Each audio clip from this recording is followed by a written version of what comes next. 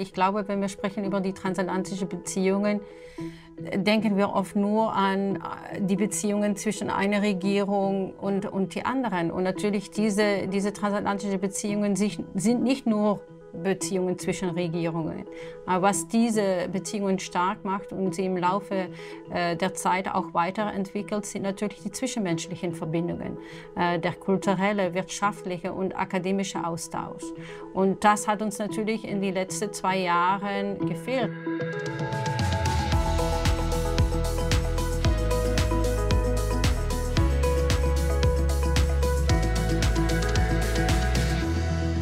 Ja, es war ein Tag der Hoffnung, ein Moment der Erleichterung. Dieser 20. Januar 2021, wir erinnern uns alle, das war der Tag fast vor genau einem Jahr, als Joe Biden nach der Regierungszeit Trumps als neuer Präsident der Vereinigten Staaten vereinigt wurde. Für viele war das wirklich ein ganz besonderer Tag, auch in Europa und in Deutschland, diese Vereidigung von Joe Biden. Und doch, was hat sich eigentlich bisher geändert? Hat sich denn überhaupt etwas geändert? Es ist doch irgendwie merkwürdig still geworden, so um Biden. Klar, die Kritik an seinem Regierungsstil, die reißt nicht ab, aber wir hören längst nicht mehr so viel aus den USA, wie das noch zu Trumps Zeit war, auch wenn man da vielleicht gar nicht so viel hören wollte. Es gibt aber auch immer noch viel Hoffnung, die viele Leute in Joe Biden setzen nach den Trump-Jahren und über diese schwierige Lage und vor allen Dingen natürlich auch über die Hoffnung und über das, was kommt, was wir erlebt haben, was wir erleben werden, wollen wir heute mit einer Kollegin aus den USA und mit einem Kollegen aus den USA sprechen. Wir reden hier mit Irene Brahm, sie sitzt direkt in Washington, D.C. Und wir reden mit Nathan Christ, der lebt seit 2 Jahren als Amerikaner in Berlin. Und wir freuen uns sehr, dass Irene und Nathan heute hier sind. Und damit herzlich willkommen zu unserer 12. Folge von Zukunft gestalten, dem Podcast der Bertelsmann Stiftung, den ich, Jochen Arndt, gemeinsam mit Malva Zucker moderieren darf. Hallo Malva. Hallo Jochen und hallo an alle ZuhörerInnen nun im Jahr 2022. Noch ein frohes neues Jahr an alle. Stimmt, Malva, danke. Frohes neues Jahr an alle im zweiten Biden-Jahr, über das wir reden wollen. Genau. Und herzlich willkommen natürlich an unsere Gäste, Irene und Nathan, bei uns im Podcast. Hallo ihr beiden. Ja, hallo Jochen und Malva. Ich freue mich, hier zu sein. Hallo Malva, hallo Jochen. Vielen Dank für die nette Einladung und ihr auch ein Happy New Year. Danke. Dankeschön. Ihr beide arbeitet oder habt für die Bertelsmann Foundation North America gearbeitet, die eben in Washington sitzt, auch ein Think Tank. 2008 gegründet, um die transatlantischen Beziehungen auszubauen und zu stärken. Und Irene, du leitest seit 2016 die BFNA und bist studierte Juristin. In Maastricht studiert hast du als geborene Niederländerin und hast vorher in Washington und Brüssel als Medienexpertin gearbeitet, bist also sehr international aufgestellt. Ja, Malva, und heute melde ich mich aus unserem Büro in Washington, D.C., das nur einen Steinwurf von Joe Bidens Büro, dem Weißen Haus, entfernt ist. Wow. Super. Ja, danke Irene, danke Malva. Und ich freue mich besonders, Nathan begrüßen zu dürfen. Er ist in unserem Podcast-Projekt vom ersten Tag an dabei gewesen, uns verbunden, denn er unterstützt uns tatsächlich sehr engagiert und kompetent in der Redaktion und in der Technik. Und wir freuen uns wirklich, Nathan, dass du heute mal hier vor den Kulissen bist, auf der Bühne mit uns dabei bist. Und ja, da wir so lange so eng zusammenarbeiten, ich habe es eben schon erwähnt, wissen wir auch, dass du seit rund 2 Jahren in Berlin lebst. Ja, das komplette Gegenteil zu der Farm in der Nähe von Washington, D.C., wo du aufgewachsen bist. Nathan, du hast unter anderem German and European Studies an der Georgetown University und auch ein Jahr in Tübingen Germanistik studiert. Und seit 2017 arbeitest du in Washington bei der BFNA und eben seit 2 Jahren jetzt für die Bertelsmann Stiftung in Deutschland. Ja, Grüße aus Weißensee. Manchmal bin ich ja im Büro in Mitte, aber heute im Homeoffice. Welcome. Sehr schön. Ist auf jeden Fall eine perfekte Ausgangslage. Irene, dort ist es gerade gesagt, nur ein Steinbruch entfernt von dort, wo alles passiert. Mit euch beiden wollen wir dann aus zweierlei Perspektiven über das heutige Thema sprechen. Und Irene, Jochen hat es schon vorher ein bisschen angeteasert. Was meinst du, was hat sich seit dem Amtsantritt Joe Bidens vor einem Jahr grundsätzlich verändert zu vorher? Ja, erstmal die Ruhe ist zurückgekehrt. Also was hat sich verändert, dass man nicht mehr jeden Tag über Donald Trump sprechen muss. Bidens Ton ist ganz anders und das muss ich ehrlich sagen, das macht durchaus einen riesen Unterschied. Aber in Ernst, die Biden-Regierung ist die vielfältigste Regierung in der amerikanischen Geschichte. Also wirklich eine Regierung, die die amerikanischen Bürgerinnen und Bürger widerspiegelt. Zum ersten Mal gibt es eine weibliche Vizepräsidentin, Kamala Harris, aber auch das Kabinett ist mehrheitlich nicht weiß und die meisten Frauen im Kabinett das erste Mal in der amerikanischen Geschichte. Weiter muss ich sagen, geht es die Wirtschaft ziemlich gut hier in Amerika. Die Arbeitslosenquote sank von 6,2% bei Bidens Amtsantritt auf 3,9%. Das ist der größte Rückgang in einem Jahr in der amerikanischen Geschichte. Die meisten Menschen verdienen mehr Geld als früher, aber es gibt natürlich auch eine Kehrseite der Medaille. Es gibt auch eine hohe Inflation und die Preise für Lebensmittel, Energie und Häuser steigen weiter. Die Immobilienpreise sind um rund 20% gestiegen und das ist die größte Steigerung seit 40 Jahren. Und dann gibt es natürlich noch die Pandemie, die natürlich auch beide nicht beenden könnte. Aber da auch wieder die positive Seite ist, seit seinem Amtsantritt sind 200 Millionen Amerikaner geimpft geworden. Und immerhin hat er weitere Lockdowns verhindern können. Also alles ist hier geöffnet, die Geschäfte, die Museen, die Schulen. Mhm. Das Problem aber ist, dass die Menschen in den USA weiter das Gefühl haben, dass es ihnen schlecht geht, was natürlich zu den negativen Umfrageergebnissen für Biden führt über sein erstes Jahr. Irene, warum ist das so? Warum denken die Menschen oder warum geht es den Menschen in den USA weiterhin schlecht? Durch die Monat eine Inflation, die fast rund um die 7% war. Mhm. Also wenn die Leute zur Tankstelle sehen, sieht man natürlich den Unterschied. Und das trifft natürlich die Familien, die weniger als $50.000, was natürlich das Durchschnittsgehalt hier ist in der USA, verdienen. Das trifft natürlich nicht so die Leute, die mehr Geld verdienen. Mhm. Ich glaube, auch ein Teil ist die Medien. Also wie wird darüber berichtet? Ja, wenn man natürlich Cable News anschaltet, da ist eigentlich wird nur negativ berichtet, weil schlechte Nachrichten verkaufen natürlich besser als gute. Mhm. Nathan, wenn du jetzt von Berlin-Weißensee auf die USA blickst als Expat quasi, hast du ein ähnliches Bild, wie Irene das in Washington sieht? Ja, natürlich bin ich nicht so nah zu den Ereignissen in den USA und sehe nicht jeden Tag, wie das in den Medien dargestellt wird. Und das, glaube ich, macht einen Unterschied. Aber von Berlin aus, also Washington scheint so mehr Stabilität auszustrahlen.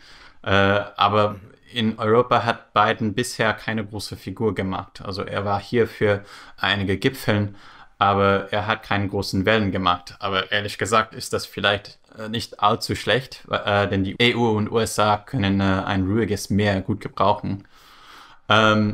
Aber was den transatlantischen Beziehungen angeht, ich denke, dass Biden so innenpolitisch, wie Irene gerade gesagt hat, wirklich die Hände voll zu tun hat und sich sehr auf sein Außenministerium und Anthony Blinken gestützt hat. Und das sehen wir jetzt also gerade in der Ukraine-Situation. Mhm.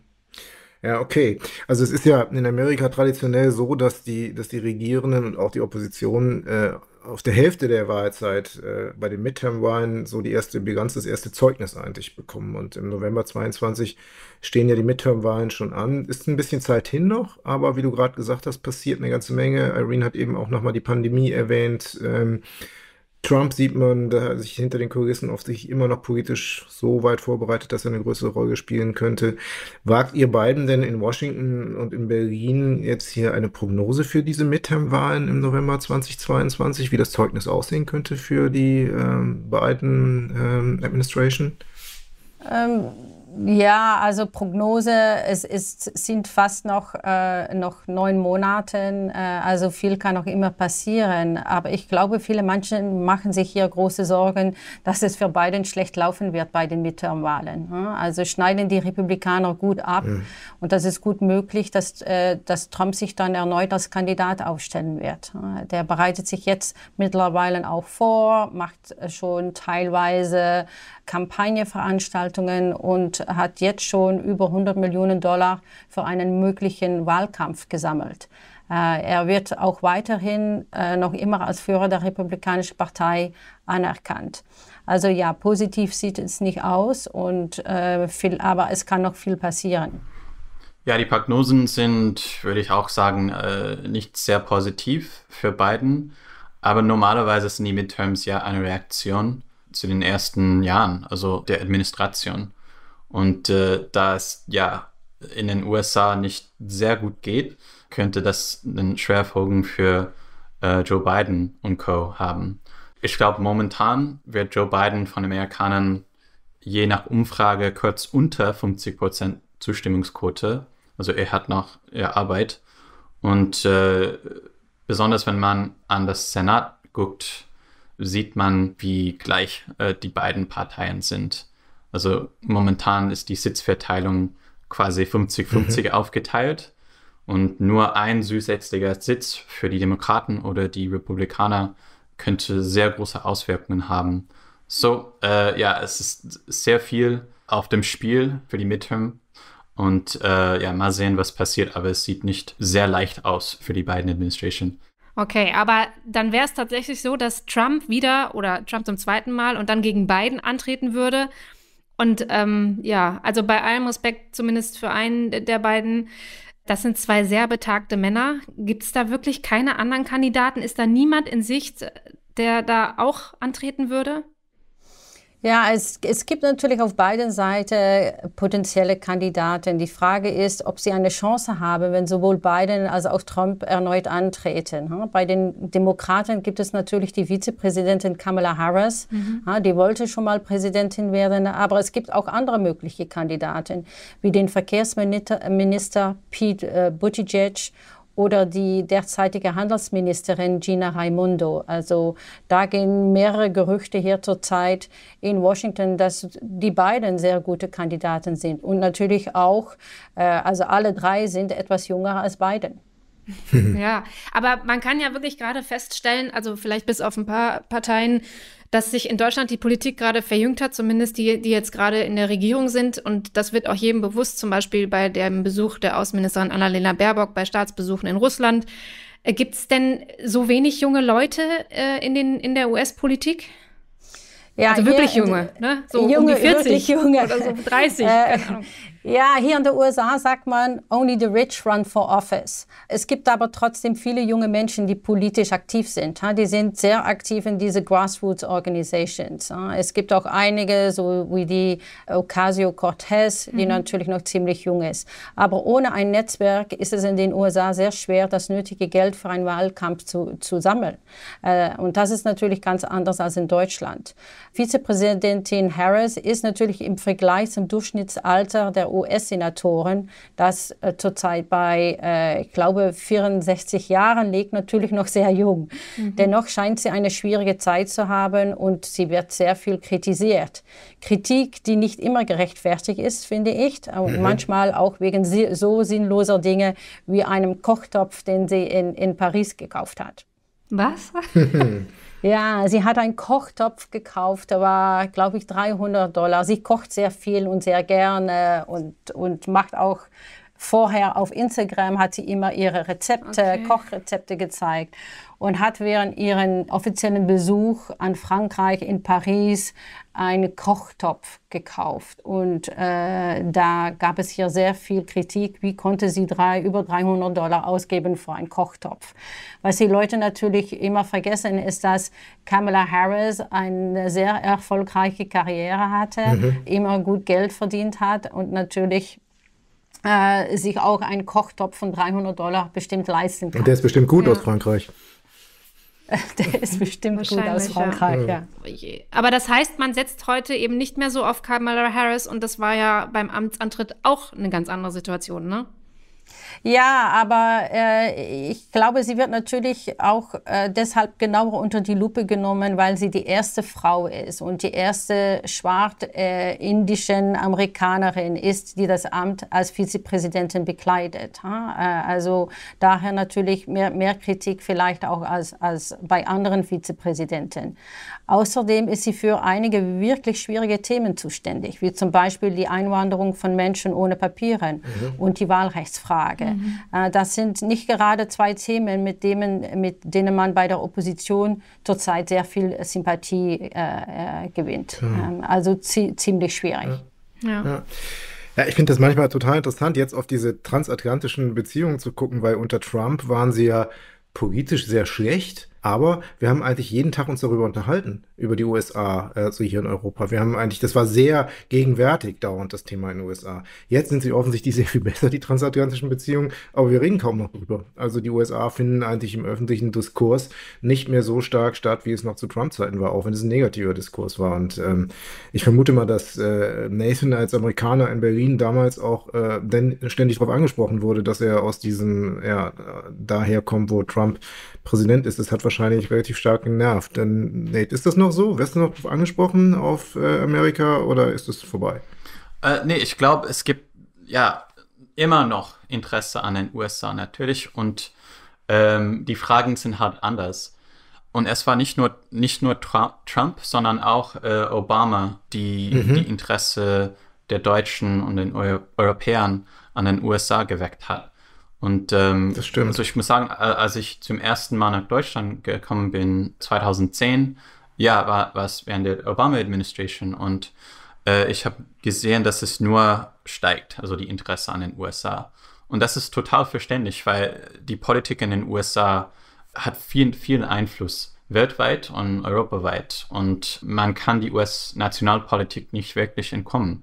Und daher ist es ja total verständlich, dass viele Leute Interesse daran haben, wie die nächste Wahlen aussehen. Also was wird mit dem Senate, was wird mit dem Repräsentantenhaus. Und ich freue mich, diese Fragen zu beantworten, wenn ich kann. Und ich hoffe tatsächlich, dass die Interesse da bleibt, weil das ein Zeichen ist von starken transatlantischen Beziehungen, würde ich sagen. Sag mal, wenn wir es mal andersrum drehen, wie guckst du denn eigentlich auf die deutsche Politik im Moment? Das ist ja eigentlich fast genauso interessant. Also wie ein Amerikaner in Berlin auf das guckt, was die Deutschen jetzt gerade ein bisschen anders versuchen, als nach 16 Jahren Merkel. Ja, natürlich gab es einen großen Unterschied zu der Machtübergabe zwischen Scholz und Merkel als zwischen Trump und Biden. Und das war schön hier in Berlin zu erleben.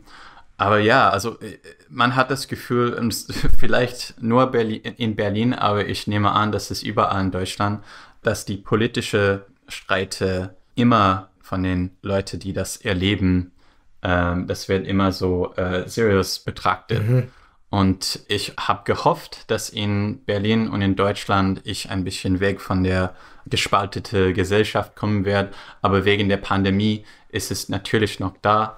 Viele Meinungsverschiedenheit zu den Maßnahmen und auch jetzt zu anderen Themen. Also nicht so starke Unterschiede, aber zu anderen Themen wie Klimapolitik. Die Politik ist ja immer wie soll ich das sagen? Es ist immer ein bisschen kämpferisch heute. Also egal in Deutschland oder in den USA. Ja. Aber das finde ich spannend, dass du sagst, du kommst eigentlich aus einer Gegenwart in den USA, wo die Gesellschaft stark gespalten war oder vielleicht sogar auch noch ist. Müsst ihr gleich nochmal kurz drauf eingehen. Und kommst in eine Gesellschaft in Deutschland, wo sich heute Diskussionen manifestieren, die wir so stark in den letzten Jahrzehnten natürlich auch nicht hatten. Vielleicht abgesehen von der Debatte um die Flüchtlingspolitik 2015. Aber hier passiert dann auch noch mal was. Hier geht auch noch etwas in Richtung stärkere Auseinandersetzung. Vielleicht so, wenn ihr auf die USA noch mal guckt, Irene und Nathan, muss man da eigentlich Sorgen machen, dass die Demokratie durch diese dauerhafte Spaltung einen stärkeren Schaden erleidet? Oder ist das okay, wenn man nicht einig ist?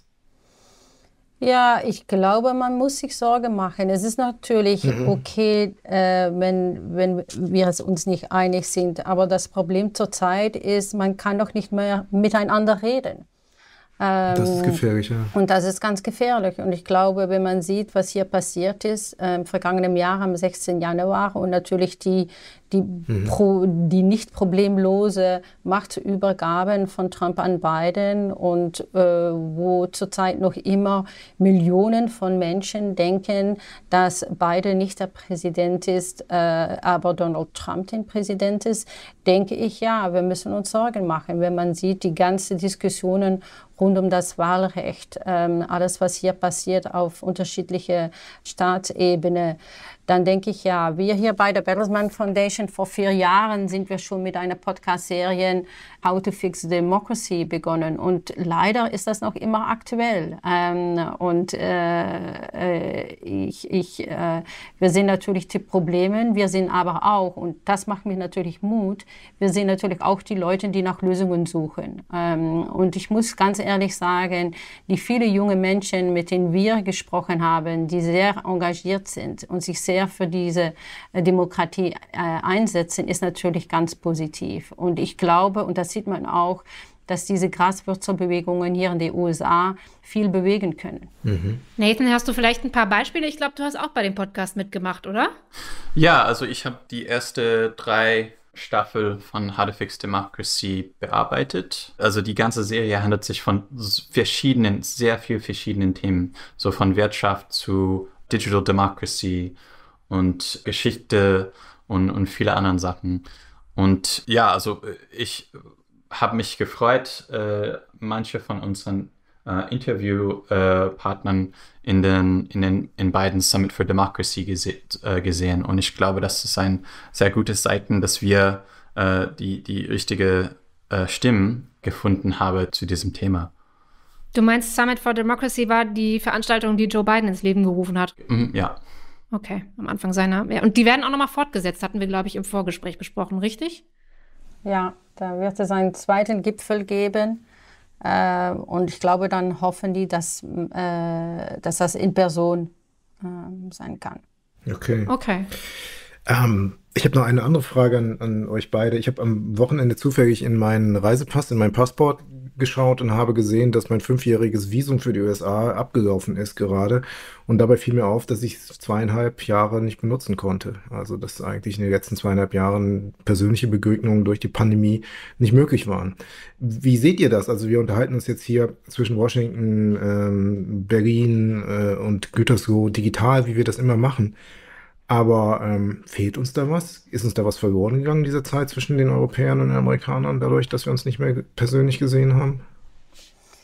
Ja, ich finde es wirklich ein super Punkt, was du da machst, Jochen, weil ich glaube, wenn wir sprechen über die transatlantischen Beziehungen, denken wir oft nur an die Beziehungen zwischen einer Regierung und die anderen. Und natürlich diese transatlantischen Beziehungen sind nicht nur Beziehungen zwischen Regierungen. Aber was diese Beziehungen stark macht und sie im Laufe der Zeit auch weiterentwickelt, sind natürlich die zwischenmenschlichen Verbindungen, der kulturelle, wirtschaftliche und akademische Austausch. Und das hat uns natürlich in den letzten 2 Jahren gefehlt. Das hat uns schon teilweise gefehlt, als natürlich Trump auch ein Travel Ban eingeführt hat. Und ich glaube, in diesem Bereich müssen wir in den kommenden Jahren investieren, weil diese People-to-People-Connections, wie man das ja so schön sagt, eigentlich der Baustein ist für diese Beziehungen auch in der Zukunft. Ja, das glaube ich auch. Nathan, das ist, wann warst du das letzte Mal zu Hause jetzt in den USA? Oder du bist jetzt hier zu Hause, aber in deiner ehemaligen Heimat? Ja, also ich bin zum letzten Mal in den USA Ende April 2021. Okay. Und wenn ich und meine Frau uns vorgestellt haben, damals in Deutschland zu wohnen, haben wir gedacht, wir hätten viel mehr Kontakt zu unserer Familie und Freunden in den USA. Und die Pandemie hat natürlich diesen Plan zerstört, wie vielen anderen Plänen. Und ich glaube, das ist ja ein Problem. Und wenn auf 2 Seiten des Atlantiks so viele Leute so viel gemeinsam haben, ist es wichtig, dass die auch viel Kontakt zueinander haben. In Verbindung bleiben. In Verbindung bleiben. Und als Beispiel zum Thema zerstörte Pläne, meine Schwägerin, also die Schwester meiner Frau, hat das Studium an Freie Universität begonnen, 2021, aber sie wohnte in Kalifornien. Und wegen der Pandemie könnte sie nicht nach Berlin kommen. So, was wirklich ein tolles Erlebnis hätten können, war trotzdem so Homestudien. Sie musste das so einfach vor dem Laptop machen. Und seitdem ist sie dann endlich nach Berlin gekommen, aber das ist ja ein Jahr des Studiums, hat sie ja aus der Ferne machen müssen. Und solche Erfahrungen sind ganz wichtig für die transatlantischen Beziehungen. Also die Möglichkeit, in anderen Ländern zu studieren und zu arbeiten für kurze Zeit, das verbindet die Menschen in den USA und Europa. Und es ist wirklich schade, dass das momentan nicht wirklich funktioniert. Ja. Und sorry, Jochen, sorry. Ich meine, nein, bitte. Mit deinem journalistischen Hintergrund, ich glaube natürlich auch, wenn man auch insbesondere als ein Journalist nicht mehr in ein Land rundreisen kann, dann sieht die Berichterstattung natürlich auch ganz anders aus. Also man hat einen ganz anderen Blick auf ein Land und ich glaube, es ist ganz wichtig und insbesondere hier in den USA, wo das Land ganz gespalten ist und wie man natürlich die East Coast ist ganz anders als der West Coast und im Midwesten. Also ich glaube, das ist auch ganz wichtig. Absolut, ja. Und ich glaube, das ist natürlich auch was die Stiftung, die Bertelsmann Stiftung hier in Deutschland und die BFNA in Amerika eben auch unterstützen will, ne? Diese Art von Begegnung und kulturellen Austausch. Ja, und wir haben einen Austausch. Seit 13 Jahren haben wir ein Austauschprogramm, ein Fellowship, the Bertelsmann Foundation Transatlantic Fellowship, wo wir Mitarbeiter vom Bundestag, das Europaparlament, Kongress, aber auch auf Staatsebene die Legislaturen zusammenbringen. Und das funktioniert ganz gut. Und dann sieht man, dass insbesondere die jungen Leute gerne voneinander lernen. Und vielleicht auch immer, was man denkt, also so einen negativen Denkweise über ein bestimmtes Land geht dann vielleicht auch schneller weg, wenn man sich mal auch in Person trifft und austauschen kann. Ja, unbedingt, das stimmt. Oh Mann, ja, danke euch beiden. Ich glaube, es ist das Positivste zu sagen, dass es eine komplexe Lage bleiben wird, ehrlich gesagt. Aber es ist nochmal total wichtig, den Aspekt hatte ich auch gar nicht so im Kopf, dass natürlich, je länger jetzt so ein Travel-Ban dauert oder auch die Pandemie und das alles, desto weniger tauschen die Menschen sich aus. Und das ist natürlich wahrscheinlich echt eine schwierige Situation. Aber wir bleiben auf jeden Fall in Kontakt und wir würden uns, das kann ich jetzt schon mal sagen, Jochen, auch sehr freuen, wenn wir mit euch vielleicht nach den Midterms nochmal ein Update machen könnten. Das wäre super spannend. Aber herzlichen Dank erstmal für heute an euch beide. Ja, vielen Dank.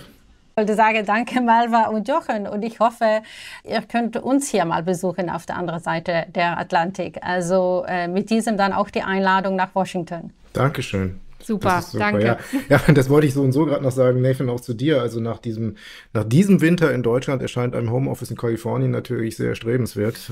Also das sind halt schon Dinge, wir müssen das, glaube ich, tatsächlich, also auch in Washington, wir müssen das wieder häufiger sehen, also über den Atlantik und auch unsere Erfahrungen dort machen. Vielen Dank euch dafür. Ja, danke schön. Ja, es gab natürlich auch Vorteile in Kalifornien, an der Freien Universität zu studieren, aber auch viele Nachteile.